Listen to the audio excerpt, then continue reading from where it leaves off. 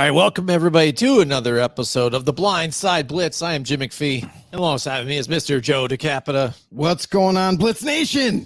We're back to the Blind Side Blitz right here with me and Jimmy. Super excited to talk about some of the topics that we're about to talk about because we picked a few of these topics just because they're kind of a little bit out there and not many people are covering these sorts of things. So I can't wait to dive right into it. Yeah, absolutely. Some definitely topics of debate out there. Joe, why don't you tell everybody where you can catch podcasts like this? And This great podcast right here, or you can get anything else that you're kind of in need to. We got like buzzer beaters if you're into basketball. We got a political podcast. We have all kinds of things that you guys might be interested in. You can just head over to grumblingsmedia.com. Also, rumble.com has these podcasts. Anywhere you get your Apple, your Spotify, your Pandora, you name it, it's there. Grumblingsmedia.com, and anywhere you see that Grumblings Media emblem, make sure you head there. YouTube, you name it, we're everywhere. All right, absolutely. Okay, Joe, first topic here. We've got Sean Payton blast Russell Wilson. Joe, some of this coming out now, that especially down after the draft's all over. And Sean Payton is man that's so wise, he's one of the quarterback gurus. Amazing. And now how he said he had tricked the Vikings into getting JJ McCarthy. But it's coming out too, more of the stuff with Russell Wilson, as Russell Wilson has gone to Pittsburgh to try and reinvent his career there after his stint with the Broncos didn't look so good. He wasn't doing so much riding, Joe. So more things are coming out. It was heard by Aditi. I'm gonna butcher her name, but Kinkbalawala from Ultimate Cleveland Sports Show. She had brought up the fact that Russell Wilson, when it was his time with Sean Payton, that he couldn't handle the play calling really, and that's what part of the struggles were. Quote, also, she says that by the end of the season, last season, all the play calls had to be 2 words, and everybody else was required to know what the play calls were after all that. So kind of dumbing down the offense for Russell Wilson. And so what does that say about him? We knew him as a winner with the Seattle Seahawks, and they took him to a Super Bowl victory, almost 2. Yeah. And his thing with Seattle and Pete Carroll and those guys, their relationship started to get a little rocky towards the end too, as well, to where he wanted to be more part of the offense and have more control over it. But now we're hearing that even he can't control some of these or understand some of these more advanced type of offenses. So what are we really gauging about Russell Wilson out of this one? I think it's all bullshit. Honestly, like Russell Wilson didn't get to where he was with Seattle by being like a dumb quarterback in, sort of sense. So I think those reports are lame. I think they're just kind of being left little tidbits of that being left out there just so Russell Wilson can get some criticism for it. And Sean Payton just looks better in the light of the Denver Broncos fans. So like a little bit of a spin on it to where Sean Payton he's still a really good coach, guys. It's Russell Wilson's fault. We're going to point the blame at him so that way Broncos fans can feel better about themselves going into the next season with a rookie quarterback. So for Russell Wilson, I'm sorry, like the guy's a smart dude. Like he knows X's and O's. He's done a lot of homework. He understands defenses. He can read defenses. He's been in a couple different offenses, so it's like he's had success in Seattle. When he got to Denver, is like kind of when everything came crumbling down, where they're like, oh, is it Russell Wilson or is it the offense? Is it Nathaniel Hackett or is it Russell Wilson? Like all these things were being thrown around. The same thing happened with Sean Payton with Russell Wilson. But to me, it doesn't seem like it's him. I think it's the coaching staff or the person calling the plays. I don't think Russell Wilson just doesn't understand offense. The guy's been around the league for quite some time. I'm sure he's smart enough, can figure any offense out and digest it and we go week to week with a game plan. So I don't buy into it. I think it's a little absurd to kind of like almost for even the reporter herself to kind of like go along with it. Now I get it. She's just reporting what she hears. So whatever maybe Sean Payton or maybe a staff member of the Broncos kind of leaked that information and she took it and ran with it because, hey, it's clickbait, right? Like you're gonna respond to it, especially if you're a Bronco fan. Like, oh yeah, see, we were right. Russell Wilson's fault the whole time because of this article. No, I just don't buy it. I think the NFL players that make it to where they're at, like a Russell Wilson, who's won a championship before, who's had plenty of success in this league. It's kind of hard to say, oh no, he's always been, not a very good X's and O's guy all of a sudden, and that's the reason why. Yeah, I mean, it is troubling because, again, you saw the success that he did have in, Seattle. And a lot of people would say, that's attributed to how good that defense was. And I get that too. You had the Legion of Boom and things like that. But Russell Wilson, again, was making plays with his legs and doing a lot of other different things, for a guy who wasn't even expected to be the starter, with Seattle, right off early on. Yeah. So the fact that he was able to accomplish what he had so far, I think was amazing himself. And if you look at his stats, even from the prior year, I think he had around 26 touchdowns and 8 interceptions or something like that. So that's not even really terrible stats. And he's got like 3,700 yards passing. Yeah. So it doesn't look terrible. And I'm sure Sean Payton would be like, well, that's because I dumbed it down for him. He's going to have success. Yeah. And they ran. But like, yeah. It wasn't so much. It wasn't so much of like, hey, we're a heavy passing offense and Russell's just struggling with everything. It was like they wanted to run the ball. They wanted to like break it up and mix it up with screen passes and high percentage throws and all those things of nature. But you turn around and you basically backstab the quarterback because you're not happy with how things are working out.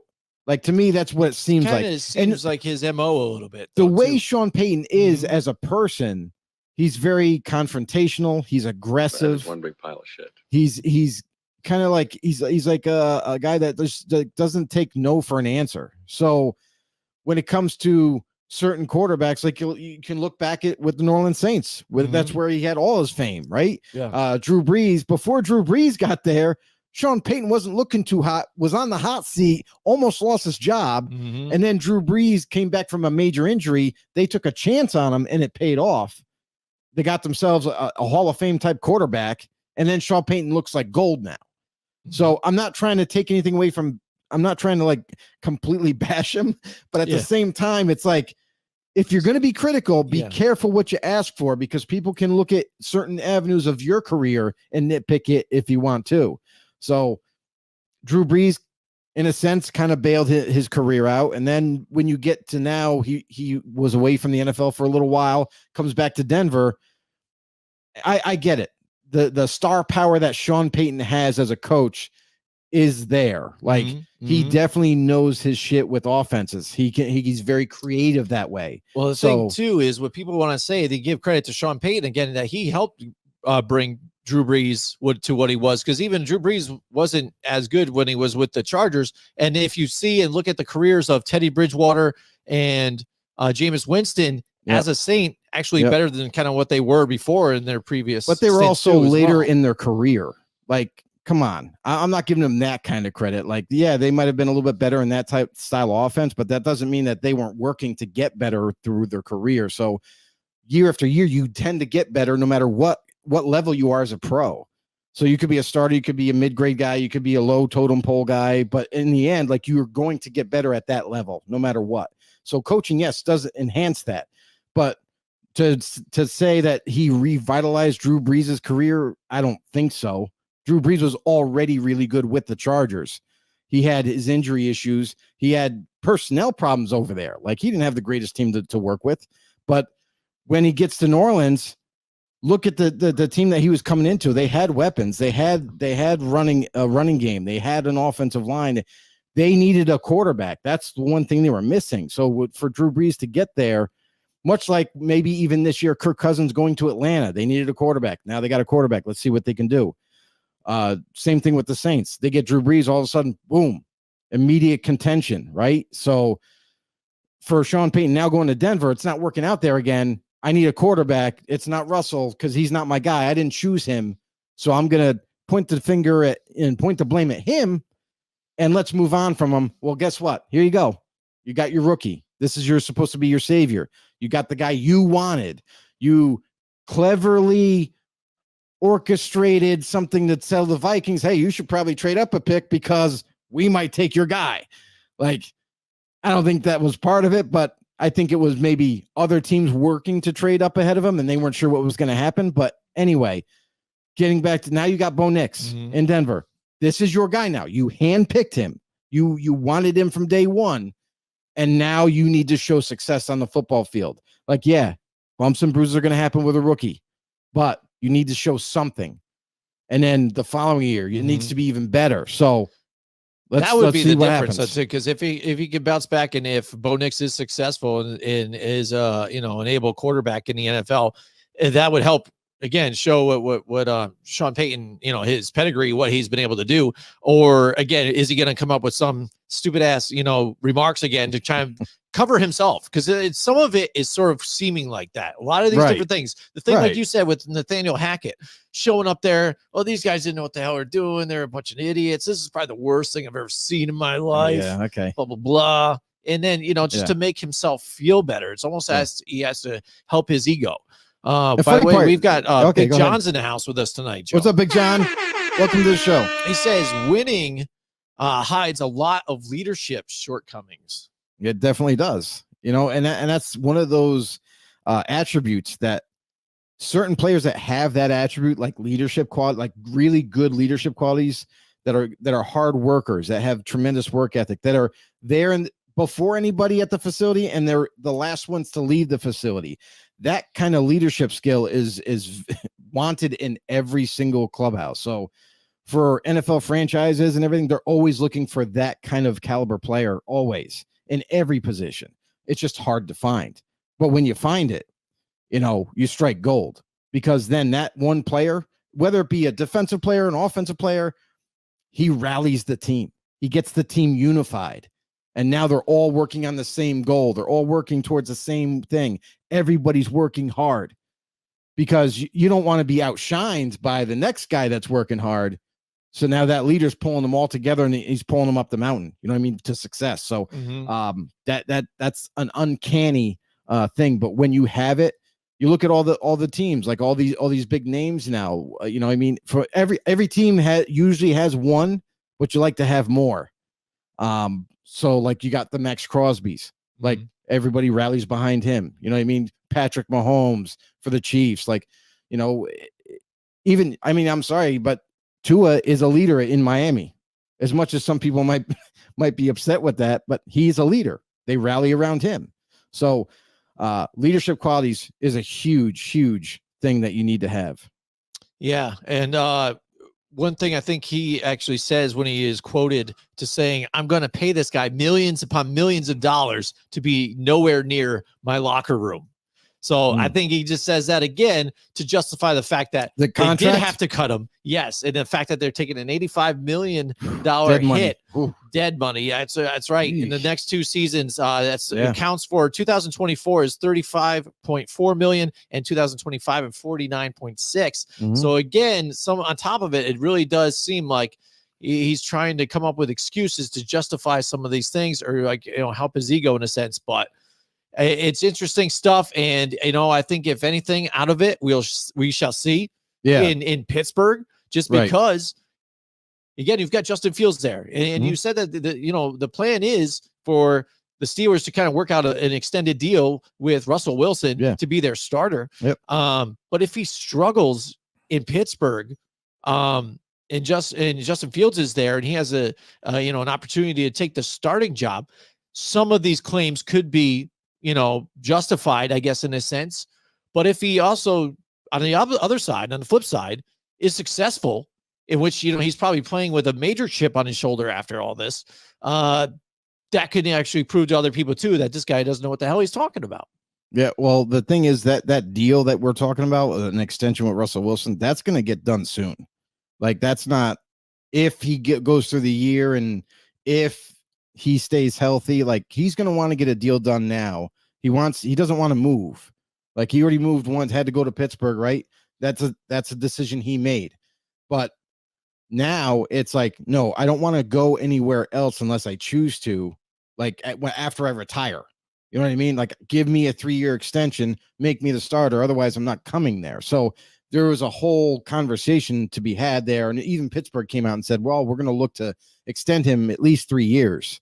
And double that with the fact that we just saw them turn down the 5th-year option for Fields, which if they exercised it and they had him for a 5th year, yeah, they're still paying Russell Wilson whatever contract they did agree to, but still, that's like going to be around the 20 million mark, which is way cheaper than if you were to re-sign him, long, like maybe a 2-year deal or something like that. So it'd be a lot of money in the quarterback department, which I know the Steelers don't really want to invest that much in there with both those quarterbacks, but that's what it seems like right now. They turned down the 5th-year option. Looks like Fields will be a free agent.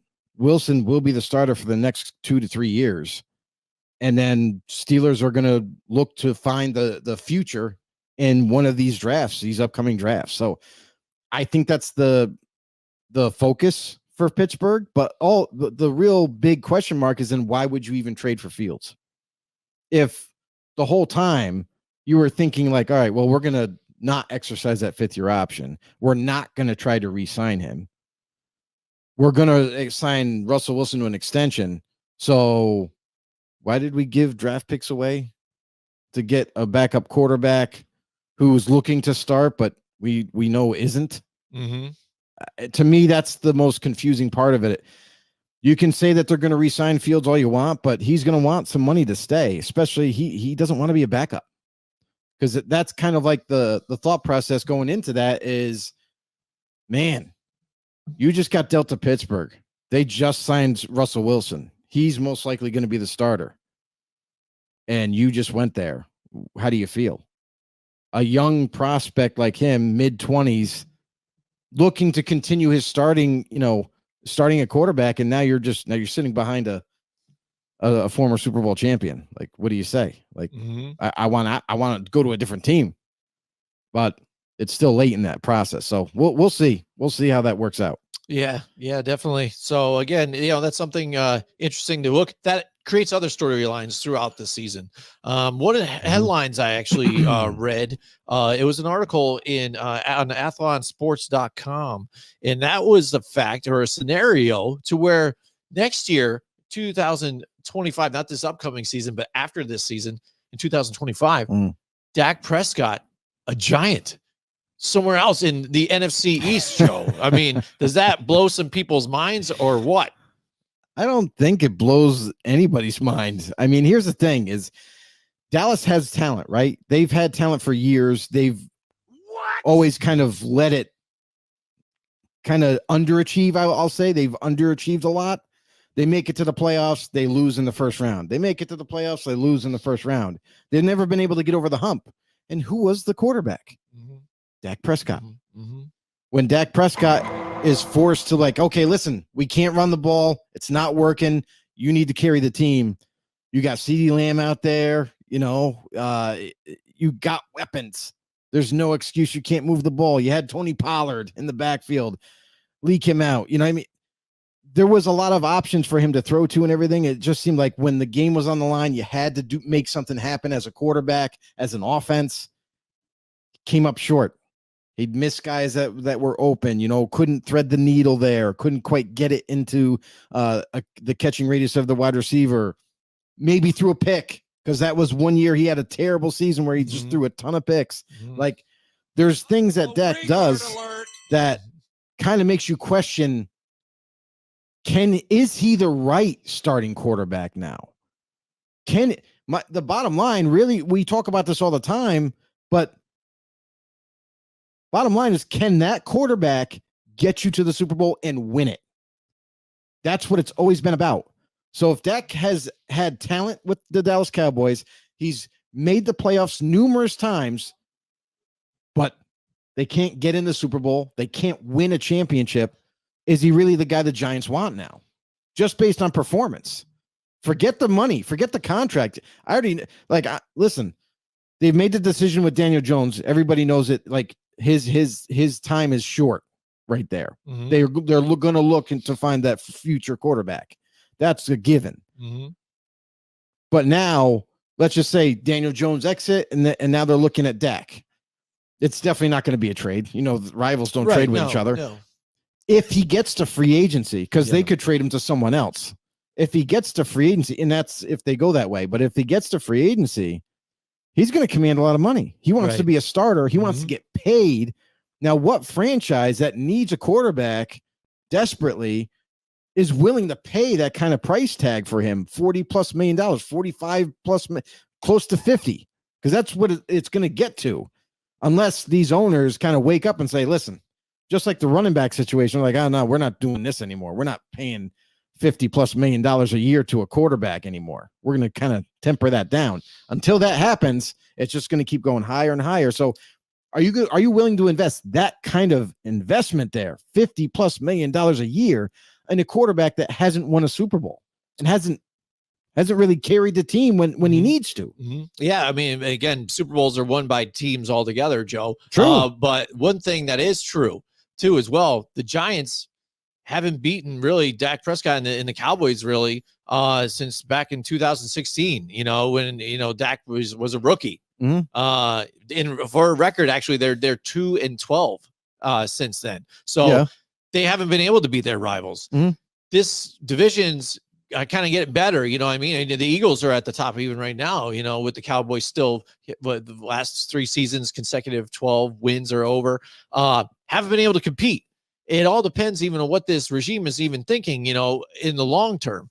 Do they think that even getting some of the personnel that they do this year, and Daniel Jones is not the guy, that Dak Prescott is the guy that has been able to beat him? They haven't been able to beat him. You got to, if you can't beat them, join them, grab them away from how many times have we even seen this? A rival go to a rival team within the division, and maybe even the fact that he feels snubbed. We've seen Jerry Jones and Stephen Jones now too say, hey, we're looking to get a deal plan or, worked out, or it's, a complicated thing. We expected this. And then the guy walks or whatever. Yeah. Zeke Elliott, we like him a lot, but hey, Tony Pollard looks really good. Look at him. And they've been actually vocal in saying this out loud multiple times. So it's a very confusing thing. And how does Dak Prescott feel in this whole thing? I think the interesting fact is that he has a no tag clause too. So he can't even be tagged next year at all. So he's getting certified free agent. Yeah. If he makes it there. If he makes it. But I mean, that would be an interesting step if the Giants feel that, whatever, we will go and pay him that money if he thinks that we're going to get multiple years in the playoffs, and we have the personnel to actually get over the hump, and we can beat the Cowboys then. We can compete with the Eagles even by then. I've seen it happen before, just the fact that, sometimes it doesn't make sense. A lot of these things don't make sense, When it comes to free agency, you see that happen a lot where one player will leave a rival team and go to another rival team to kind of prove to the team that released him or let him go that, hey, I still have some fuel in the tank. I still can make plays. I still can make it happen. And that's all well and good. But when you're talking about quarterback, it's not just any position, it's quarterback. If this guy can't win you a Super Bowl, if you're a Giants fan sitting at home and you're listening to us right now, please comment down below what you guys think. What if you have the GM hat on and money is no object and you're like, we're going all in, he's a free agent, are you going after Dak Prescott or are you going in a different direction? So with that in mind, what's Dak Prescott done? He's had success in the league. He's had last season, had a tremendous season last year. Killed it. Damn near won should have been one of the nominees. Yeah. It was one of the nominees. And so wasn't Brock Purdy. My mouth when I almost said that. Yes. The two of them were right there. It should have been between them, not Lamar Jackson. Sorry, Baltimore fans, but that's the truth.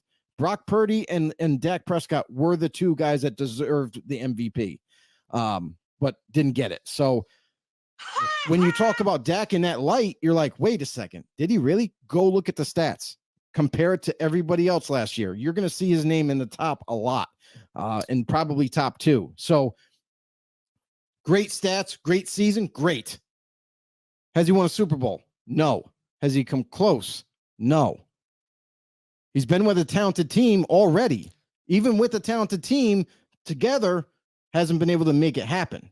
So if you're a Giants fan, are you welcoming that big contract? You get Dak Prescott. Okay, yeah, he's proven. That's a given. But if he's not going to get you a Super Bowl and all he's going to do is beat the Cowboys, is that a successful acquisition? Well, I think, with moves that they've done, even getting Malik Neighbors even right now, and add him to the team next year, depending on what even the draft is, they can do more than just beat the Cowboys and just, the Eagles. I think that they can make a definite push into the playoffs. And then if you don't have to sign him long-term, he might not want that. He might want it, but I mean, salary cap's going to get bigger. There's going to be more room. They're going to lose 19 million off of the cap because Daniel Jones would be gone. So they can put that towards it, and a 2-year rental to get them where they need to get to and draft a quarterback. I think that can kind of set them up for success, and then also winning. Because I think this is what's frustrating with this fans. Fans want winning, but I think ownership is just as hungry for it as well, to get back to 100%. The winning ways.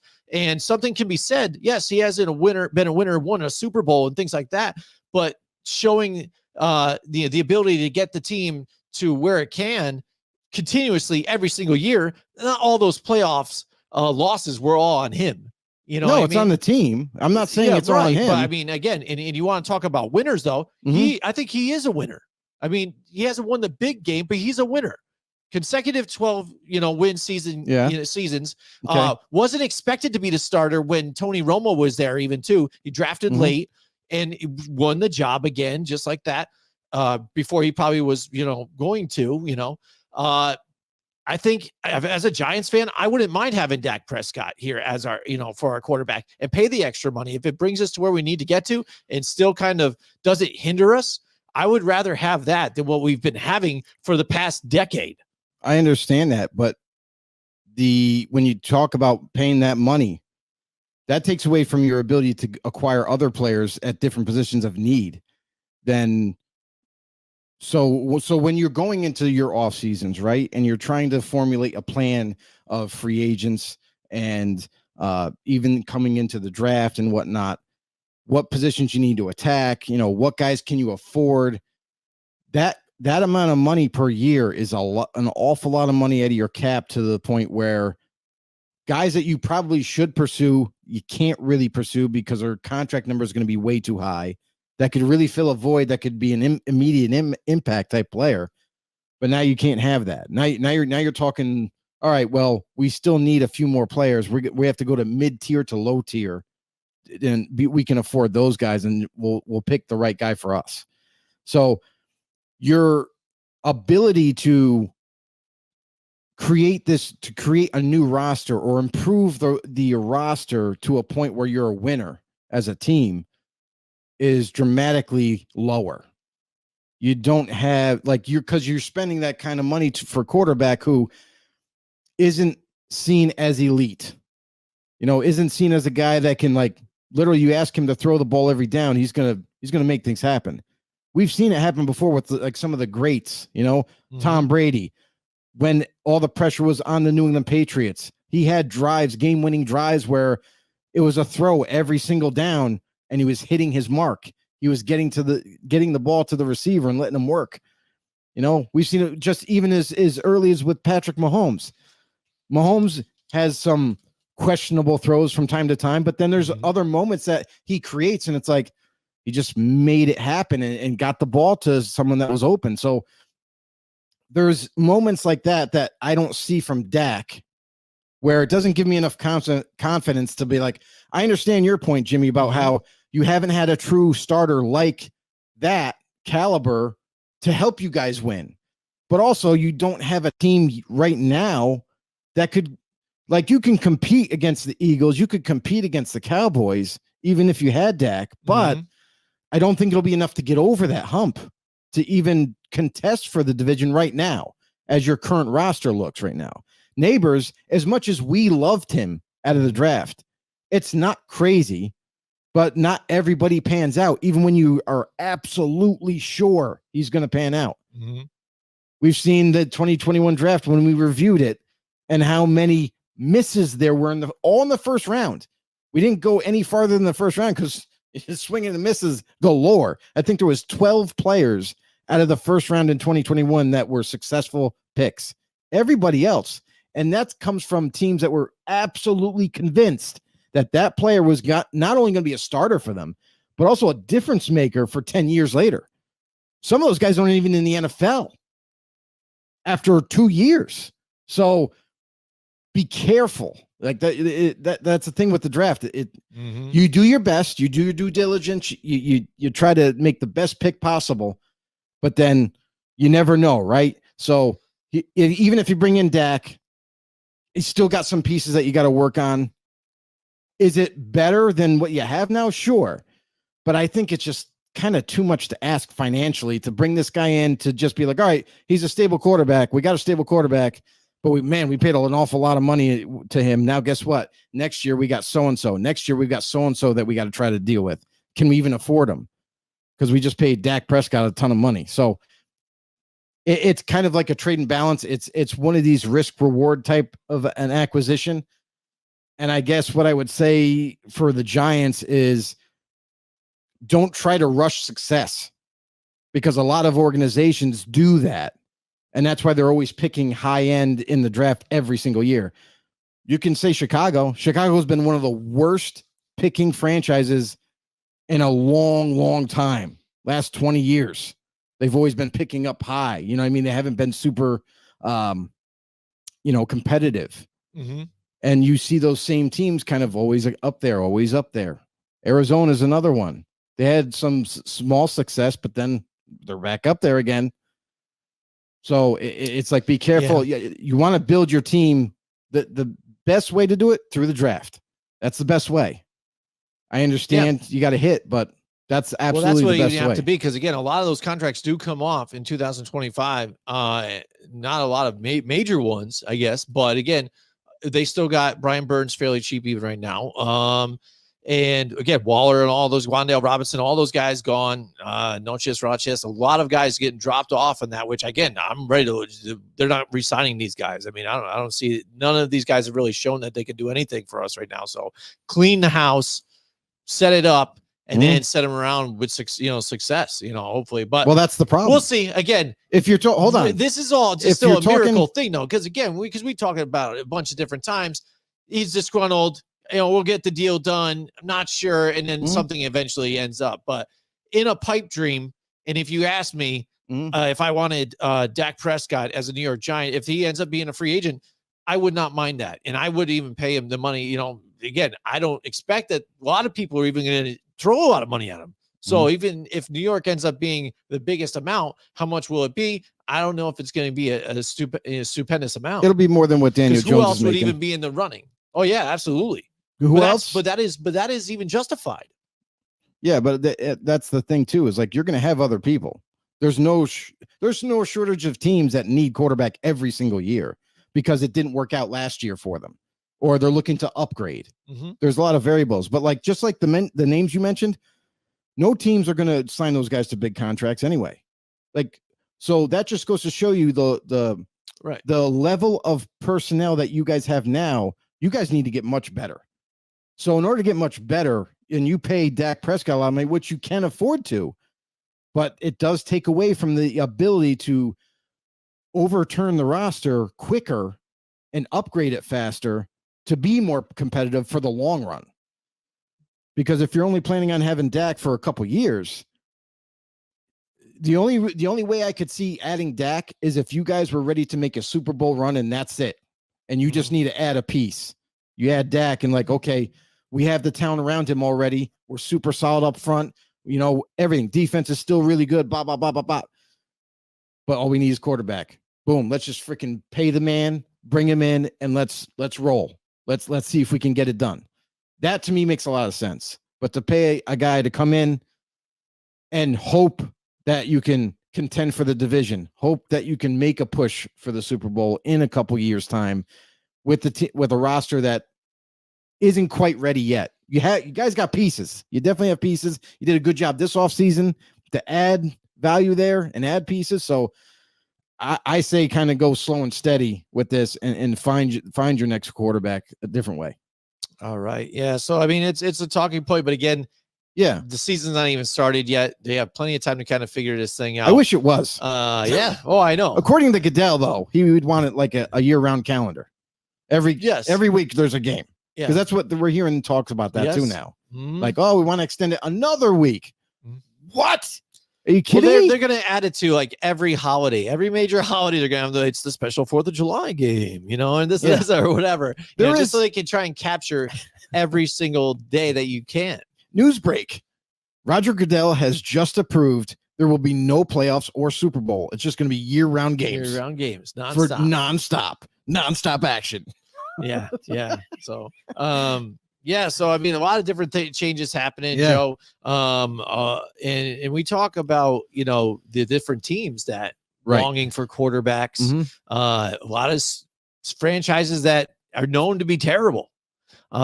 I had found an article on grumblingsmedia.com, which you guys can find this article. Check them out on grumblingsmedia.com. Check them out. You can find a bunch of different things there, especially if you guys are, political podcast listeners, things like that. You can check it out there on the website too, as well, as long as this and other podcasts on their Apple, Spotify, Pandora also as well, and their YouTube channels too. If you don't want to just listen, you can also see our beautiful faces here on YouTube and Twitter. Or now it's not Twitter, it's X. I'm sorry. Yeah. But it's the X. I found an article here now, and it was interesting because again, this has been a debate for a while. Like, who are the biggest quarterback busts of all time, Joe? I mean, and they've got the top 10 quarterback busts. So what I'm going to do here with you is I'm going to kind of ask you, like, if you could start naming some of them here, and everybody else too out there listening with the comments, start kind of spitting out some names. What do you think? And then I could even say yes, or not, or I could start bringing some in too, if because I know there's definitely a couple that probably come to mind for you. I gotta say, Jamarcus Russell, hands down. Oh, there you go. Definitely has to be like number 1, probably, maybe number 2. But man, that the interesting thing about him is, unlike other busts, that he was highly touted, and everybody across the NFL, you could ask anybody at that time coming out of LSU, had everything: size, cannon for an arm, accuracy. He had more mobility than you thought he had at 260, and he's like freaking like a giant, 6'6". like 6'6". Yeah, 6'6". Like enormous, right? But it turns out that he didn't have work ethic. That you can't really kind of figure it out until you get him in the building. And interesting story, and I'm sure some people have already heard this story out there, but if you haven't, here's the funny thing: is when Jamarcus Russell went to training camp, he shows up, reports, all that jazz. Before he went home that night, they gave him a disc, like, just a blank a disc that he could go look at plays. And they said, "Hey, Russell, take this home, look at it, review it. There's plays on there. We want you to pick out certain plays that you like. We'll probably install it in this week's game plan." All right, cool, coach. He leaves, comes back the next morning, hands it in. "What'd you think, Jamarcus?" He's like, "I love all of them." Wait, you did you look at all of them? And he's like, "Yeah, I love all of them. All the plays are awesome. I like them all. You can put them all in the game plan." And he's like, "Jamarcus, that was a blank disc. There was no plays on it." So that just goes to show you that the work ethic, the laziness that he gained weight, throughout the couple of seasons that he was there, 3 seasons. And man, what a wasted talent. One big pile of shit. Really. Wasted talent at all. It was right. Very, and that's the thing. Ridiculous. You see what you see in college. You see even the stature. When people want to do measurables, that's what they looked at with Jamarcus Russell. Right. There's the measurables. But when it came to the NFL, and that's the thing, some of those, their state of mind might be completely different in college, and we see it a bunch of different times. And some of these guys are probably in on the list that you're thinking of. But when they get it to the NFL, they think, "Oh, now I've got money." Here you go. I made it. I'm here now. Well, that's every athlete, though. There's some athletes that look at Trent Brown. He's the same way. There you go. Trent Brown has been doing that for numerous years to multiple teams, taking the money and just saying, "Oh, well, well, I don't know if he fakes injuries or not, but he's one of those players that it looks like he's just collecting a paycheck, and then all of a sudden, he's out for the year and no one knows why." So that's the thing. So Jamarcus Russell had to be on the list. He's definitely on the list. What else? You got one more? What do you think? Ryan Leaf. Ryan Leaf is on the list. Yes. All right. There you go. So Ryan Leaf has to be there because one of the most dismal quarterbacks, like we talk about Jamarcus Russell, another guy who had the size, who had the arm, who had accuracy. And that's the thing is, if now that we're talking about quarterback bust, and we just got done with the draft, right? Take this into consideration because everybody was convinced that Leaf, that Jamarcus Russell, they were the next coming of like football gods at quarterback. And they were going to be the answer to their respected teams to carry them to the promised land. Yeah. Didn't even come close. Well, that's the thing, though, too. When you talked Heisman, it was between even Leaf, and Peyton Manning again, and who was going to be the number one drafted overall pick. Right. A lot of people, again, Peyton Manning, Ryan Leaf. And then, again, there it is. The Chargers choose Ryan Leaf over Peyton Manning. And now when you know what had all played out, how bad that pick ends up being, because now, you just messed up. You miss a major miss. Peyton Manning is who he is. Yeah. And now you've got Ryan Leaf. And again, when you talk about these guys and the fact that they're in busts here, I didn't say it for Jamarcus Russell, but again, first overall in the 2007 draft. And this guy, Ryan Leaf, again, he was the second overall pick in 1998 for the Chargers. So again, he went there as the second pick. And there it is. He's a boss. He was 4-17 record, 3,666 yards, 14 touchdowns. But he's known to have the very immature and then had a temper too. And I like him more now as an analyst, even right now. It seems like now he's kind of grown and matured finally, and he's kind of given his input and not hot takes, but his information. And I follow it a little bit, and I don't mind him so much. But again, sometimes it takes that defeat. I think in the NFL to kind of get you there. All right. Next guest. What next guest. Yeah, next guest. You're on a roll. You got two so far. Okay. David Carr. David Carr is not on there. List. No, I don't want to see you be even a bust, because was he even expected to be like a major player? I guess. Yes. But he was on a terrible team. He had no time to throw. But most of these quarterbacks were on terrible teams. Yeah. I mean, that's true too. I wonder if I'm going to look that up. I'm going to see what his stats overall were. That's the thing, though. It is like a lot of these quarterbacks, just like even in the drafts recently, you can look at them like there's not a lot of times when a top end quarterback gets selected and he's going to a very good situation. And that was a brand new franchise. It just doesn't happen like that. So like, the luxury this year is Caleb Williams going to Chicago. That's the best situation I think any quarterback's ever kind of inserted himself into. Like you already got a solid offensive line. You got weapons galore. I mean, there's a lot to like there as the quarterback for Caleb, Chicago Bears selecting Caleb Williams. So, I mean, that doesn't happen. That's like he hit the jackpot on that one. But normally these quarterbacks are going to crappier teams or they're maybe mid-tier, lower tier teams that might have a little bit of talent, but overall they're not going to a good situation. And so a lot of times it's coaching changes and, right after their rookie year, like, we didn't see enough. You guys got to go. You've been here 3 or 4 years. You got to go, or even 2 years into their career. And now the coaching staff they've been working with, the offense that they understand now, and now that regime's gone, new regime comes in, everything is new all over again. So it's kind of like hitting the reset button over and over, and you don't really get to see the full development. Trying to think, find out 2002 he was drafted. I don't know what overall pick he was, though. Who, Carr? David Carr, yeah. He was a number high one pick out of Fresno State. All right, so he was a high pick. Okay, yeah, he could be on this list then. And there you go. That's one that's missing from this list, because if you look at his stats, even for the first couple seasons, again, 9 touchdowns, 15 interceptions. Then the next season, 9 touchdowns, 13 interceptions. Again, 50% passing completion. Not very good. Again, it's the next even following 16 touchdowns, 14 picks, 14 touchdowns, 11 picks, 11 touchdowns, 12 picks. Not very successful until again he's lifetime backup. We talk about quarterback situations, right? He went to the worst, but he was sacked 68 times. He went to the worst 2005. One. Now 76 times his rookie year. Everybody out there, David Carr. If you ever want to see a guy get trampled every play, gosh, this dude had no offensive line, dude, none, and he was literally, he just took a punishment and tried to do whatever he could, but it wasn't enough. Like he needed way more help, and they just didn't give it to him. So it's crazy. Like that's the thing, is when you get to that bad of a situation, he could have been a superstar. He could have. He was very high sought after. People really thought he was clearly the number one quarterback coming out that year. That can't miss prospect, all that jazz, like going to be amazing. But if you don't have personnel around him, it doesn't matter. Like, I don't care. You could have put Patrick Mahomes, because everyone thinks he's the best right now.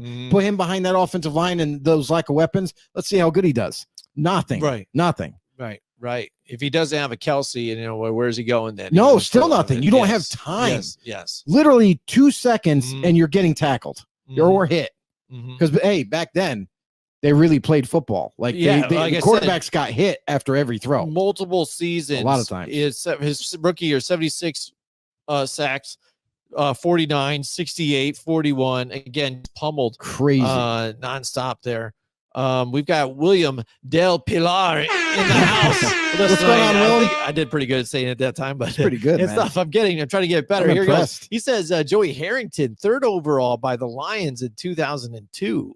So that's a good one too. I think Joey Harrington. But again, you're going to the Detroit Lions, which. Well, when you're drafting that high, you're probably a bad sometimes, team, right, Joe? Sometimes you're going to a terrible team. Here's the differences we talk about the David Carr being selected. He went to one of the worst teams you could ever go to. It was a brand new franchise. Right. So they were building right there from scratch. Exactly. But there was nothing there. And there was an opportunity where a new franchise like that, the NFL kind of let them pick from every team free agents, that weren't tagged to keep. Yep. So they were able to assemble a team. Now, if they assembled it the right way, maybe they would be having a different conversation. Maybe they'd be, David Carr would have more success. But I feel like there was sometimes players that were available that they didn't sign, and maybe they should have. But that's whatever, right? Like that's in the past. But a lot of times you're going to more likely than not, you're going to a poor situation. But it's how bad is it? Like, could it be a team that has a few good offensive linemen, but they have one good receiver, everybody else is not that good. They don't have a running back, but you can work with that. You have an offseason of free agency, then you got the draft, and now you're looking pretty good. You signed some free agents to upgrade a lot of other positions, and then you got the quarterback that you drafted. You have a better chance of being competitive, at least the first year. So there is that argument, but then there's also like teams that are just like so disoriented that you get selected high and you're expected to make something happen. And I don't know, what do you want me to do with all this? There's nothing here. So I think that's something that people got to take in consideration too. William also says Vince Young, 3rd overall by the Titans. Vince Young, I think for me though, is kind of like he showed flashes like he could be, and success. Then when he ended up getting that, that deal in Philly where they were kind of the super team and everything, and then it laid down on their, flat on their face with everybody. Right. They grabbed Nnamdi Asomugha and everything.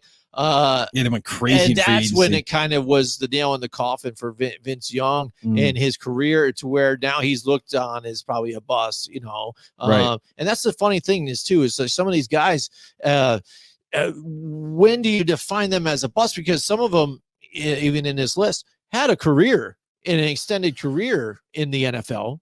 Some are currently playing, but again, we're depending on where they are drafted in, the first round, obviously, and even upper picks of the first round. Where they are in their career right now. If they're just a backup right now and just barely hanging on by a thread in the NFL, then you are still considered a bust. But some of them, again, Joey Harrington, moved around a little bit, was still kind of that go-to guy here and there to try and fill a spot as a, decent backup.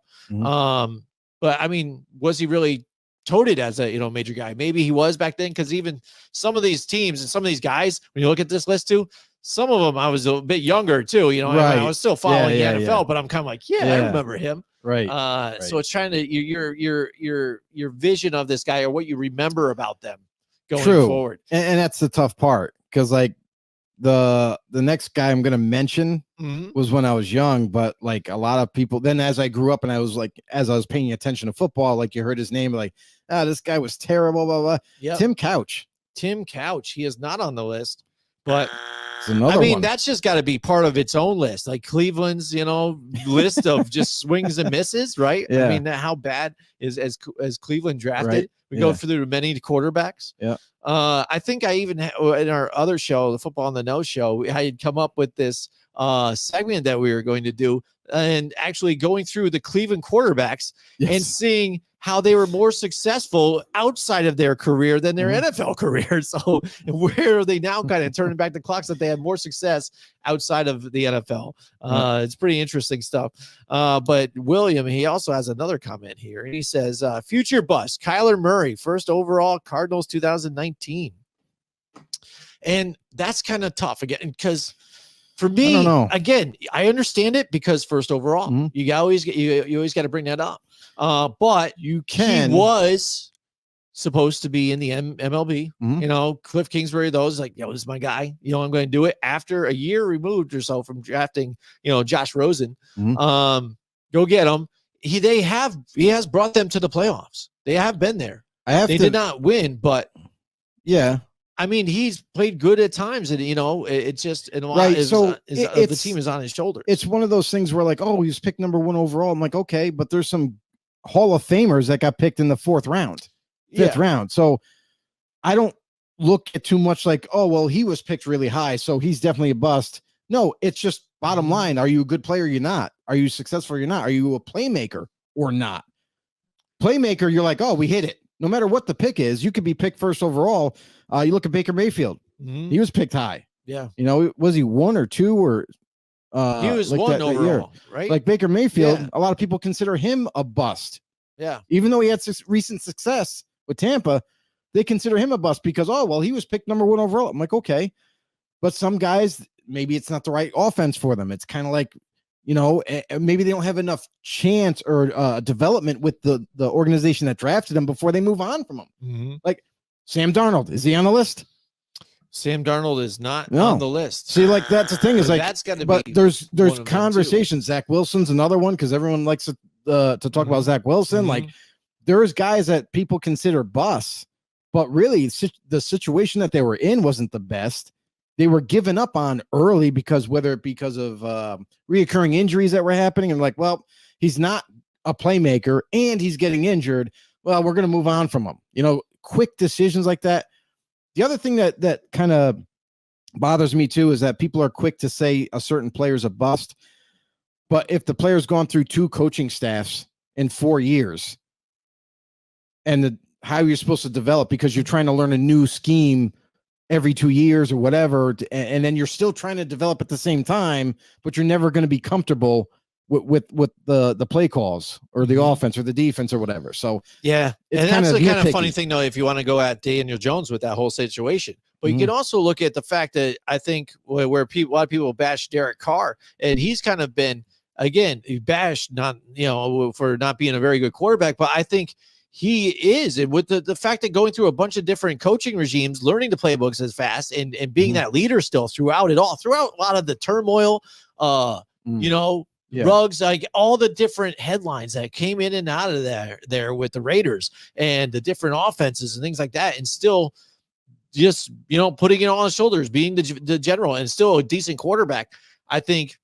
Listen, it's tough. When I Derek think when Carr, it's all said and done, history won't see him as that though. No, because he's been given a stigma about him. Like, he's just below average or he's just average at best. But he's not. Like if you give him a decent offense, not a great offensive, give him a decent offensive. Listen, he's done more with less than most quarterbacks in this league. If you want to go back to one of his most successful years as a Raider, that was with a subpar offensive line, literally one wide receiver by the name of Renfro. Hunter Renfro.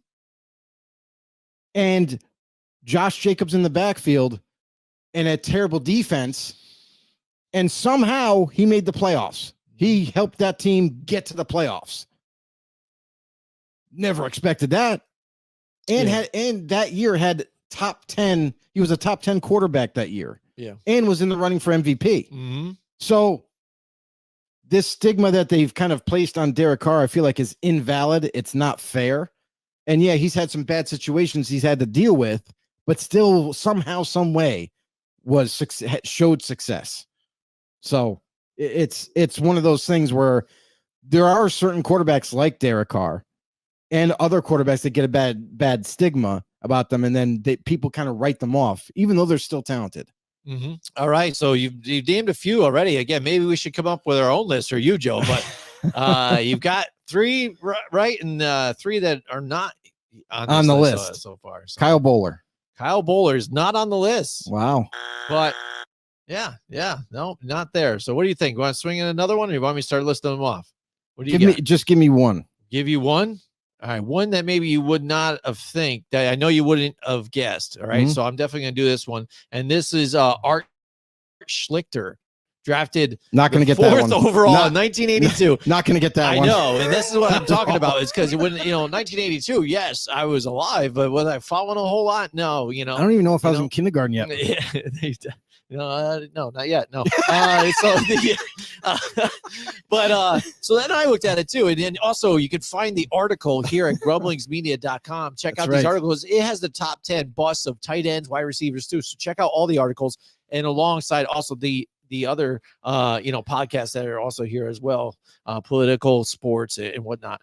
Art Schlichter, drafted 4th overall in 1982 by the Indianapolis Colts. He had 4 seasons with the Colts, played only 13 games, 3 touchdowns, 11 interceptions, 1,006 yards, a rating of 42.6. What? And the reason why is he had a gambling problem. Again, so then he would keep getting fined, suspended, football arrested. Players. Yeah. Football players. Absolutely. And that's the thing. Couldn't get out of his own head, out of his own way. Just had a gambling. Imagine if he played right now. He would be in serious trouble. No. But even extended after that, Joe, and I think that's even part of this, why it even made him one of the biggest busts too. Not only 4th overall, but then, nothing in the NFL. 4 seasons, and he barely played. You're not even on the field. Yeah. He had another stint and a career in the Arena League, which he had won a chip for the Arena League. There you go. Yes. And in the Arena League, again, not having the issues, being able to play, he went 105 touchdowns and 28 interceptions. And that's even tough in the Arena League with how much they throw back and forth. Usually there's even a lot of picks compared to even touchdowns, but it's short, quick scoring. Yeah, absolutely. 6,067 yards, a rating of 92.2. Okay. And like you said, he brought the team down for a game-winning drive to win the title. But again, that was a little later in his year, but even as a player for the AFL, gambling addiction, 2012, goes to prison for 10 years. Oh man. There he goes. 2011, goes to jail for 10 years, gets out in 2021. So now he's an older man. Yeah. Still had the gambling issues. Oh, terrible. So there you go. Okay. I mean, I got one for you. What do you got? Brady Quinn. No, come on. You keep going for these Cleveland guys, but I mean, that's a good one place to start, right? It's a good one. Not on the list. Kerry Collins. Kerry Collins is not on the list, but Joe, he had another issue. We could even do another episode with quarterbacks with issues getting in the way. Kerry Collins, alcoholic, major alcoholic, a lot of different problems there. I did not want him as a Giant after his stint with the Carolina Panthers. And when they did go to the Super Bowl and got demolished by the Baltimore Ravens, I did not expect him to win at all. I didn't even want him to be there. Like, that's what kind of fan I was. I'm a realistic Giants fan, to where they made it and they edged out and won the NFC Championship game. And I'm like, no, because I knew we had no shot, especially with Ray Lewis and those guys young in their prime. That defense was ridiculous. Brian Billick as their coach and Rex Ryan as their defensive coordinator. Kerry Collins was not the guy. He was not the guy. And the fact that they made it, I was like, oh, that was cool, but not going to do it. But I get it. Get where you're going. Not there. All right. Think a little more recent. Like I said, there's somebody even that's playing that I might have even brought up already. What do you think? Anybody? I wish I had the Jeopardy song recent for this one. Recent. What do you got? I don't have recent. I got 2000. What do you back think? with the Jets? Jets. Chad Pennington. Chad Pennington. No, Joe. Chad Pennington, especially with Jets fans, is known as their last great quarterback. Joe. He's not great, but that's what they're looking. This is how pathetic it is to be a Jets fan. They look at say, hey, we haven't had a good quarterback since Chad Pennington. Yeah, and the time before that was Joe Namath. So this is how bad it's been for them.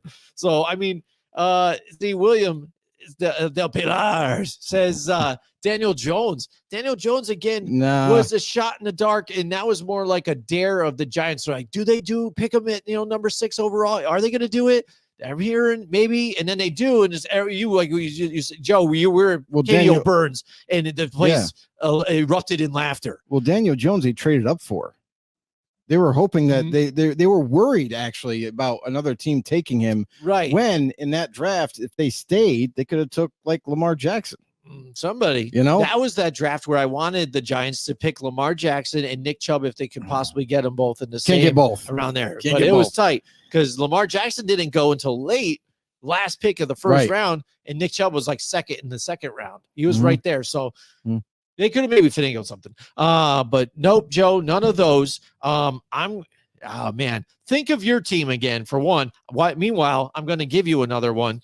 And Achilles Smith. What do you think about Achilles Smith is on my team, this list? Said? Yes. And that's not I'm saying Achilles Smith is your team. I'm just saying think of one. No. Think of one from my team. Yes, Achilles Smith. There's more than one. Ohio State, and again, Ohio State quarterbacks, Joe. This is that stigma that we've talked about too. Yeah. Where it's kind of a thing. You don't really see a lot of big quarterbacks, having success coming out of Ohio State a lot of times. For some reason, we don't know what it is. It doesn't transfer to the NFL, or we just don't know. But Achilles Smith, he was. I hated him too because that was kind of the beginning of where Ohio State started winning against Michigan again. You know what I mean? Because Michigan was pretty much, it go back and forth, but they were starting to handle them in the 90s. When we had Tyrone Wheatley and everybody too. Right. Achilles Smith and those guys, that's when they kind of turned the tides. He was drafted 3rd overall in the 1999 by the Bengals. He played in 22 games, 2,200 yards, and 13 picks, 3-14 as a starter.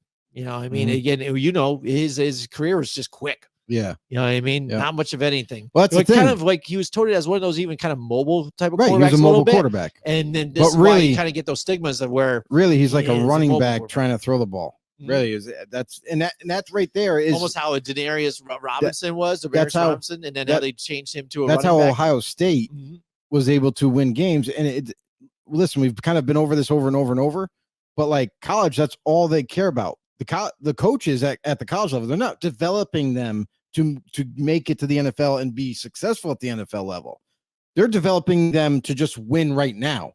So they do whatever it takes to beat the rival, whatever it takes to get to the championship game and win it, because they're more worried about securing their jobs for the long haul. So that's kind of where like Achilles Smith, a guy like him, where they just needed a different type of quarterback, a different weapon. And that's kind of what catapulted them for Ohio State. All right. Now, if you had some time to think, can you think of anybody? There's 2 Raider quarterbacks, because you mentioned my team that I know of. Todd Maranovich is one. There it is. And is there another one? There is not another one. Okay, then I don't need to say his name. But I'm not going to do that to you. Jamarcus Russell is probably your most well-known biggest, but I would say Todd Maranovich. Yeah, surfer has got to be definitely 1-2. Because again, just because there was so much hype behind him, and I don't know if you guys have seen the documentary about him. Was it a 30 for 30? I think so. 30, yeah, right? There is. You got to check it out. The Marinovich Project. Oh my gosh, dude!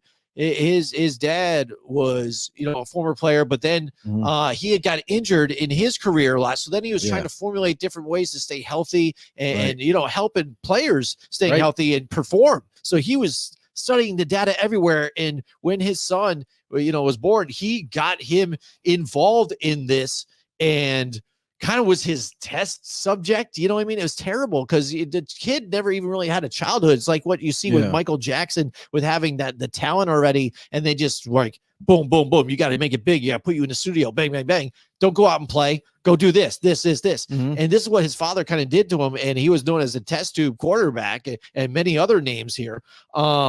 he was only the 24th overall pick by the Raiders, in the first round in 1991. But again, that's what I mean. In his college career too, he was like a robot. He was automatic. And the thing is, though, he had drug issues. Again, you're talking about surfer dude. He ended up starting to surf later on in his career too. But just couldn't get into substance abuse. It was terrible, and it was winners don't use drugs. him. And that's the thing. He could not get off it. So he was playing messed up and everything else. Couldn't even be in a game without being, under the influence. So it just destroyed everything. Did not play well. Was a bust. Did not handle the stress very much. I don't think even want all that attention. You know what I mean? And I think all the pressure for trying to please your father, I think what he always had to do kind of throughout his career, through his youth, just got to him. I remember the thing in that show, his father made this one thing comment. It's like, dude, you were nothing until you beat the Giants or something like that. And one of the wins, the few wins that he had, was beating the Giants. And he thought it was the greatest thing ever, to his dad. And then that was it. I've done that. And then after that, messed up again. But Tom Marinovich, he's got to be up there too for me. Absolutely top 10. Yeah. We've got Ty in the house with us tonight. Ty, Ty said, what does he say here, Joe? He says something. That said that you guys will Ryan Leaf and Josh Rosen. We said Ryan Leaf, and Josh Rosen is on the list, Joe. Okay. That's what they have on the list, and that is one of the current players I was thinking about that's even still out there somehow, but not for long. He doesn't have a job. No, he doesn't. No. Yeah. So we know the story here, 10th overall in 2018 by the Cardinals. I did not want that. A lot of people were saying him to the Giants, and I was going to die. I was like, please, no. Here's an interesting thing about Josh Rosen is Josh Rosen had talent. He had high-end talent, actually. But the criticism that he faced was he didn't get along with teammates. He didn't listen to coaching. He was very confrontational, like very aggressive. Like it was almost like he had just a super ego about him that turned everybody off, and nobody wanted to talk to him. No one wanted to be around him. So that right there shows you a huge red flag that people don't pay attention to. They don't pay attention to the personal part of the player. Like, how they act, their character, how do they hold themselves? You know what I mean? Are they hard workers? All that kind of jazz, right? When we evaluate talent, we don't have, like us, we're outsiders, right? So we try to do our best to evaluate talent using tape, but we have no clue how these guys interact with each other. You know what I mean? Their character, like, are they good dudes? Are they bad dudes? You know what I mean? Do they have a different thought process? Like, do they listen to coaching? Not. So all these little things, they go into that whole thing with NFL teams where they have lists separated. So when they create their draft board, they're like, this guy's undraftable. He's got issues.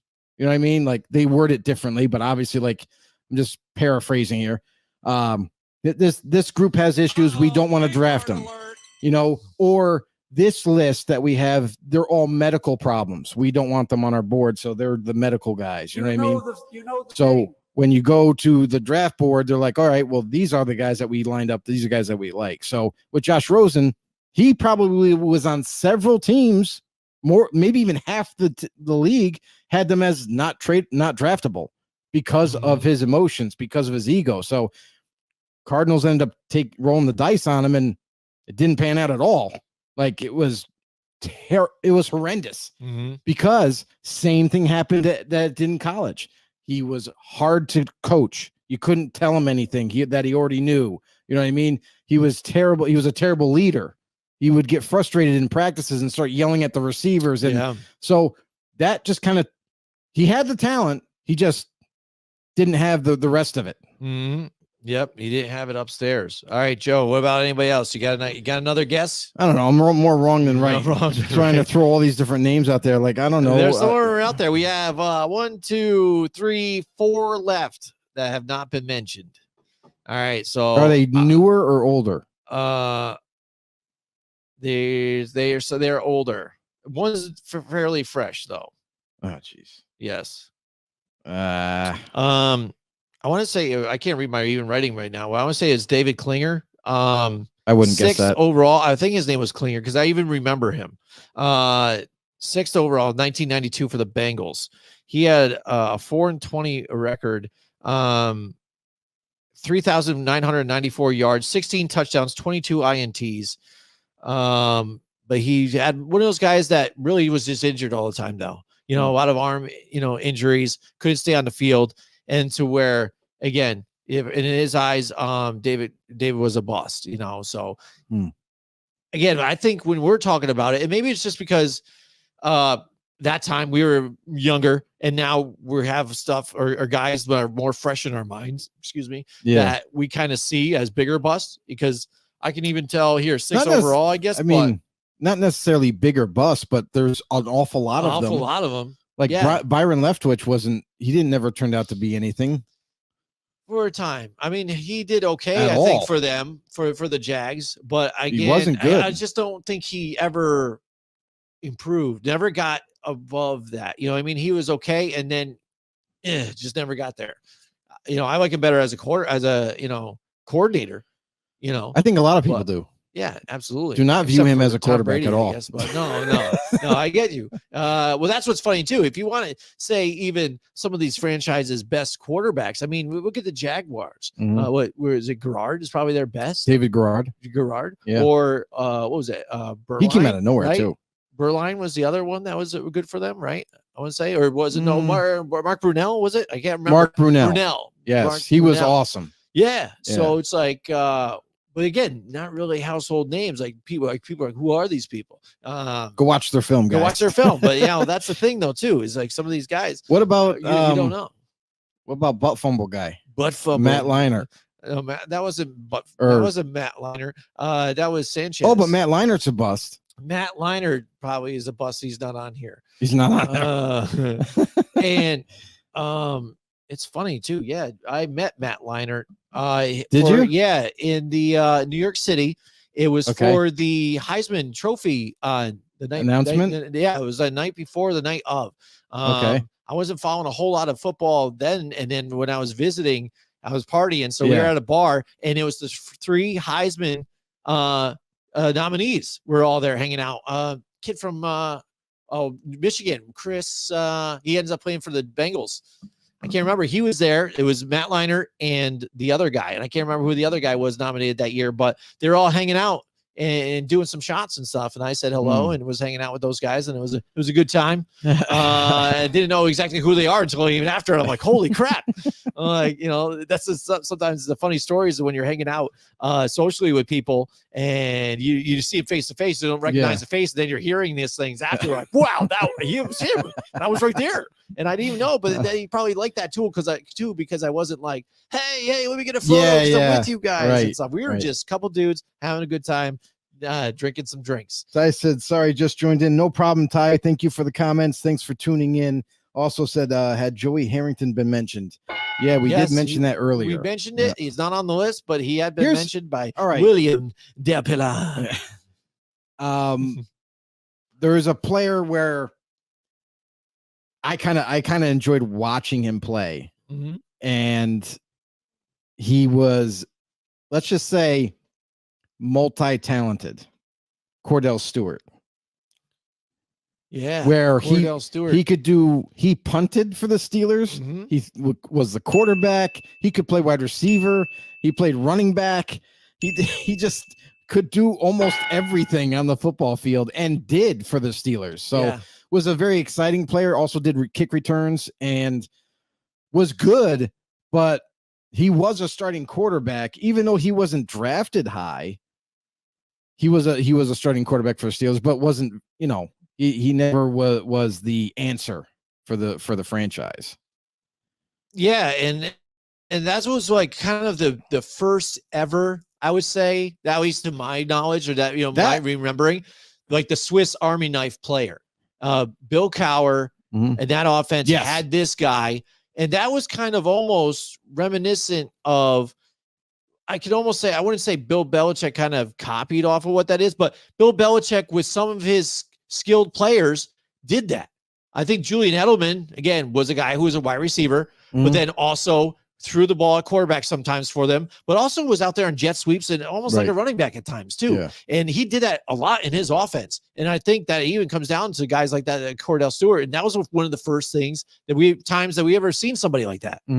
What do we got? Yeah. Ty's in the house with us. Ty said Kelly Stouffer. Is he on there? He is not on there, Joe. That's a big negative there, Ty. No, he played what for the Rams, I think, in the Seahawks. Seahawks, I think. But I don't know much about him though. But if he, I look him up. Let's see if I can look him up now. But I don't know about his college. We'll see. What we'll see about Kelly Stouffer. Rick there's Meyer. One you're definitely missing. Rick Meyer is definitely on the list. Yes! Willie, way to go, Joe. Finally. Yes, that is one of them. I can't believe you dug that one out. If I keep spitting out names that sucked in the NFL, eventually like, Kelly get it right. Sucked, but he's an ultimate bust. All right, there you go. Yeah. I'll have to check out his stats and bring it up. Yeah, right. But Rick Meyer is on there. Okay. Drafted second overall in 1993 by the Seahawks. 24-44 records. See, this is one of those guys I'm kind of talking about where he was in the NFL a while though. You know, I mean, he still kind of had a career. 11,969 yards, 50 touchdowns, 76 INTs though. And see, that's one of the things is you're on the bad half of having INTs more than touchdowns. But Rick Meyer, I didn't realize he was drafted, second overall. I remember him as a player again. I thought. See, I even forgot he was drafted in the second round. I thought he was a first round pick, and it kind of just, went south. Really, it didn't work out. You know what I mean? And then because I remember him as a Raider, like towards the end of his career, he was, they signed him in free agency and were hoping that they could turn him around, all that kind of jazz, right? Like, I can coach him up. No, you can't. No, he's not that good. He's not that good. So. But yeah, that's like one of the players that stuck in my mind. I was like, maybe that's one. And I just kind of threw it out there. So it stuck. That's good. There's two more, Joe. Give any guesses. You're on a roll though. You got that one. Think of somebody. I'll tell you one. I'll tell you one. I'll tell you one is because I think the other one you're just overlooking. I think that's kind of big. Probably. That's usually what happens. And one is a former Redskin. When they were called Redskins. So Jason Campbell? No, but I like that one though too, because that's another former, he played for your Raiders too as well. I guess when they moved to multiple teams, I guess that could be that's an indicator. Former Redskin, you said? Yes. All right, here we go. We got Kelly Stouffer's stats. He was 5-11.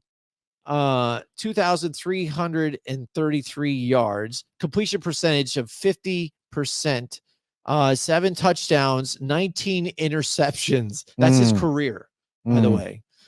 So I would say that is a bust, but I have to find out where round and where he was drafted.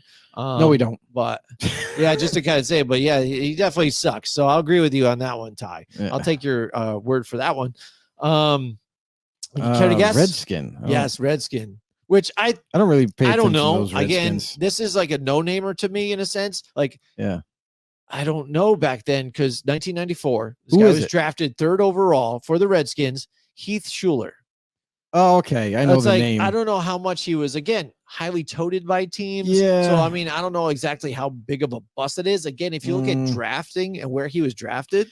But that doesn't matter. But that doesn't mean everything. No. We've seen guys say Andrew Thomas, when the Giants drafted him, he was drafted early. He was kind of a decent player, but then people had thought that also he just needed a little work. So that high was kind of a little off. So if he needed work and still didn't work out, I don't really consider that a bust. I see that as a whiff by the Giants, but not really a bust. You know what I mean? So maybe it's something similar to that. There's one more guy. It's glaring, but what about kind of recent, right? Or no? But more on Heath Schuler. He had 15 touchdowns, 33 INTs, 3,691 yards, and apparently he is a better politician than he actually is a football player. He's doing better in politics right now. You initially chose the wrong path. He did. Like I said, that's another. We should do another one where they have failed in the NFL but excelled in life or somewhere else. All right, last one, Joe. What do you got? What about Trey Lance? Trey Lance is not on the list. How is he not on the list? He's got to be there. He's going to be. Like my after God. everything that this has happened. You get with picked this, third overall, and you automatically pretty much become a backup quarterback the rest of your career.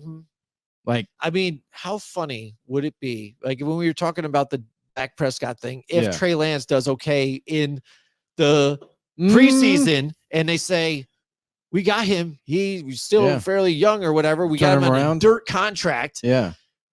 Screw it, Dak, whatever. You're not sucking us for our money because we learned with this Zeke, and Zeke just came crawling back for nothing. I mean, what's to say that even they say, screw it, because we've seen that with Jerry Jones being kind of like, but this guy was good though too, and you know what I mean.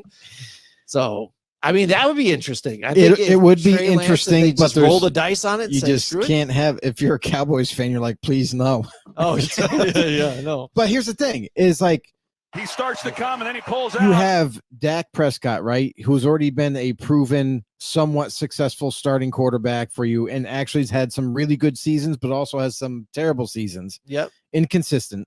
And then you have Trey, who's been waiting in the wings, has been practicing, and they've been kind of working on him, trying to develop him as a quarterback. If Dak does, in fact, move on, no matter how that is, and Trey Lance is like, okay, here's the keys to the car. Now go handle business. Now you're ready. Like, we didn't rush you into the lineup, just like the Niners, they had to. Like they needed a quarterback, they needed an answer, and it just never worked out. He hasn't been rushed now. He's been literally sitting behind Dak, learning the game and learning that offense, knows the offense by now to a T. So what's to say that maybe that's not out of the realm of possibility where that was the whole long-term plan all along. And now that we're at the crossroads, Dak, this is what we're willing to pay you if you want to stay. If not, bye-bye. We're good. We're just going to go with the young guy right here and see if we can make it work. So, I mean, it's a good idea. I'm not that confident that it'll work, but we've seen some crazier things. Look at crazy things. So everybody wrote off. I'm open for it. Everybody wrote off, Geno Smith. Yeah, when he was drafted by the Jets and it didn't work out, and they were like, we're done with him. Quick reaction, right? Yep. He ends up in Seattle behind Russell Wilson for, I don't know, 3-4 years. And then he finally gets his chance and lights it up. Yeah. Go figure. Yep. Just some people need a second chance. Different environment, different scheme. Who knows? All right. We've got William Del Pilar in the house with us tonight. I'm getting better, I think, as I go. I don't know. William can let me know. Ex-Congressman, the Honorable Heath Schuler, he says. So there you go. Ex-Congressman. Nice. I like it.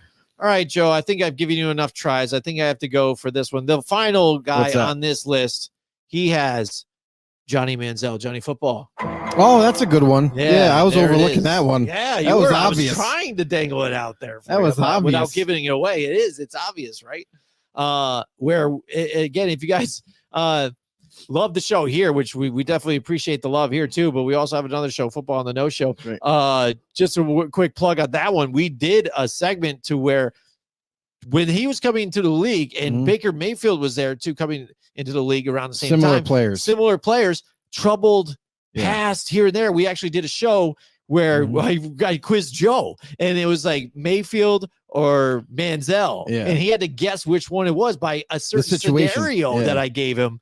And it is a lot of fun. It's a lot of fun. Funny. So check it out. It was hilarious. So I got a lot wrong. Yeah. Football on the No Show. Check it out on YouTube there. Look for that video. Manziel versus Mayfield. I think it was hilarious. And this is the problem. Good times. That's what I mean. Some of these guys getting hammered on a inflatable swan was Manziel is one of them.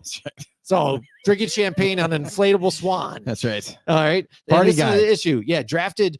He slid in the draft. So, I mean, it wasn't a high draft. But again, a lot of people, right there, great college career, drafted in the NFL, and nothing. He was all pizzazz. Here's the money. We're going to wreck this league. I'm going to do this. I'm going to do that.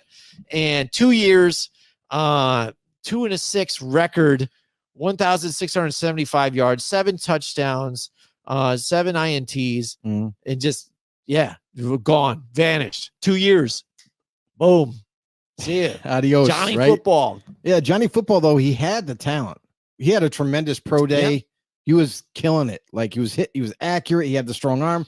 Problem is his attitude and his work ethic, and the fact that what he couldn't help was his height.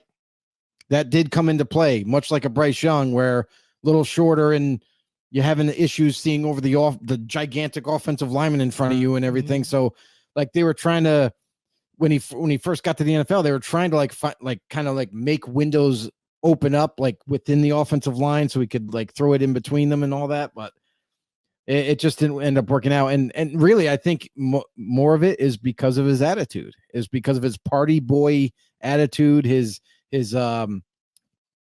like kind of like almost like a nonchalant behavior at times, where like he was amped to play, but then it's like when something didn't go right, he's just sulking on the bench, and it's he was another guy you gotta be a leader. Again, he had a lot of potential, but he also he had a lot of other tangibles. Yes, he wasn't there with the height and stuff like that, but he made a lot of big plays with his ability. But when it came to studying the playbooks and stuff, he wasn't involved. He wasn't there. He was like, "Nah, I don't need to be doing any of that." You know what I mean? He just that goes into work ethic. Yeah, he just showed up. He got drafted in the NFL. Hey, I'm here. Now I'm going to do my thing. Right. And it sounded like, what? I actually have to do a lot more work. And what the hell? Oh my gosh. Yeah, I didn't sign up for this. You know what I mean? I signed up for fame and glory and whatever else. And this ain't me. I'm a winner. Yeah. I'm not in here studying. I was just in school. You know what I mean? And that's what it seemed like here with Johnny Manziel. And that's it. That's the list there. I can't believe I missed that. Yeah, I know. Wow. It was there. So but annoying. Yeah, so I mean, there you go. There's a list. And like I said, there's more just like that in articles at grumblingsmedia.com. And listen. What I'm listening, Joe. We have a Blitz Nation member who's just chimed in. Ooh. Before we get to the advertising aspect of it, can a player who had a career-ending injury early on in his career be considered a bust? To me, a bust is someone who was always available and always sucked. I use Greg Oden of the NBA as a great example. His career was just plagued with injuries and never had a chance to blossom. I'd say he's not a bust, just unfortunate. And there are those situations, like even in the NFL, like I think first off, West Virginia wide receiver Kevin White, who was drafted really high in the top 10. Everybody thought he was going to be the next high-end number 1 wide receiver coming in, and done for the year before the season starts. And then he comes back. Oh, he's ready to come. He's in training camp. Done. Tears his ACL. Done for another year. Done for another year. Until 3 years in, they're like, well, we're not going to keep this guy. He goes into free agency. Another team gives him a chance. And then another one. And then another one. But he keeps getting injured. So we never got to see how good Kevin White could actually be in the NFL. And that's his whole career. His whole career was injured. Yeah. So had nice talent, but we're never going to know if he could ever hang in the NFL because he was always injured. So there are players like that get often injured, and we never really get to truly see how good they could be. Right. And that's just like you say, and then it's even cut career short. Look at Andrew Luck. You know what I mean? Major thing. Again, Patrick a lot Willis. Of hype behind him. Patrick Willis was a phenomenal linebacker. Like we already knew how good he was, but man, short career. Terrell Davis, running back for the Broncos, amazing player, but really short career because of the migraines and the concussions and all that. Just like Mike says here, Percy Harvin.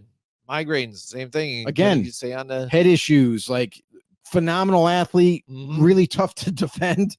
But again, short career. So it's like you just wish when you see excellence happening in front of you, you wish those type, especially if they're on your team, obviously, you wish they could like kind of last 10 years or a long time, 7 years or whatever, to like kind of like, because to have a good career like that, it's unbelievable at the top of the level NFL. Yeah. So and that's why I think even when you go and look, like when we do our analysis of the drafts, the former drafts, we don't do busts and things like that. It is hit or miss. It's hit or miss like that, just because that's what the draft you hit it or you didn't. You know what I mean? Maybe that's what we should call it. You hit it or you didn't. You know what I mean? But because you don't know sometimes, and a lot of times it's either some of these other outside influences, people, drugs, cars. That's the other thing too, is like I know we keep kind of getting pulled back into the draft conversations, but it's interesting because we've looked at it. There was an article that we looked at, right? Yeah. And we were talking about it on the show. We weren't really sure how you guys would kind of react to it. Would you be interested? Would you not be? But it had to do with NFL teams already have the formula to have good drafts, but they're just not doing it.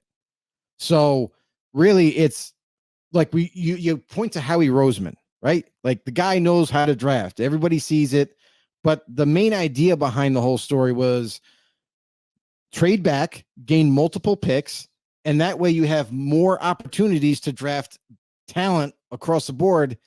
Instead of having just 7, now you got 10 picks. Now you have 10 picks that you might be able to find a diamond in the rough, or you might have more opportunity to find better players to upgrade your roster quicker. So by doing that and not overthinking the pick, because we've seen the Raiders did it again in the 3rd round, and a lot of people kind of pointed it out and said they reached on this pick, and then you could point to another team like, man, that guy reached on that pick, and it's like, why are teams still reaching? Like, I understand if you value that player, that's fine, but you cannot honestly tell me that you picked so-and-so over a Cooper DeJean that literally fell into the 2nd round, and everybody's passing the guy over, and it's like, what's wrong with him? Nothing. Just everybody's overthinking this. So it's like the value that's there. It's like, just take the damn value. If it happens to line up with a need, jackpot. But I feel like a lot of teams still do it where not Howie Roseman. Howie Roseman comes away with like gold. The Steelers have great drafts. The Eagles do. Like there's these certain teams that always seem to draft well. And everyone's like, well, why? Because they're not overthinking. They have their value chart and they're like, well, this is the next guy. We're just going to take him. We're not worried about position or need, or when we really need a tackle. Should we take a tackle here? Or the fact that a top 3 D end fell to us? Nah, just take the top 3 D end that fell to us. So it's like, that's the thing that kind of drives me nuts with a lot of teams. And it's like, they sit there and you're like, man, they could use this, but man, this player slid all the way to them. They should probably take the highest value. That's why when you look at the Eagles, the Steelers, and what have you, Kansas City Chiefs even drafted extremely well, even though they pick at the bottom of the freaking 1st round, they still draft well. So anybody getting any of these tips, like pick best player available, no matter what, you're going to win more often than lose. You know, you have a better shot that way. Yeah, definitely. So yeah, I mean, we had a lot of good topics this week, Joe. Yeah. So we appreciate everybody joining us with us here tonight. All the comments, Mike Tackett out there, especially William Depilar out there. We appreciate you. If you guys like this show, definitely check more shows just like this between political, sports, entertainment, all at grumblingsmedia.com. You can also find them on YouTube, X, and Facebook. And also, if you enjoy the audio programs too as well, we're available on Apple Podcasts, Google, Spotify, Pandora, you name it. It's all over there. If you guys want to see more videos like this too as well, don't forget just to click the links down the bottom there. There's going to be videos right here for you guys. So continue watching. We will see you guys next time. Hey everybody, this is Big John from Grumblings Media, and I just want to say thank you for watching our content. If you want to support our efforts here at Grumblings Media, just smash the subscribe button right here, totally free, or just go ahead and consume more of our great content. Click either one of these 2 boxes.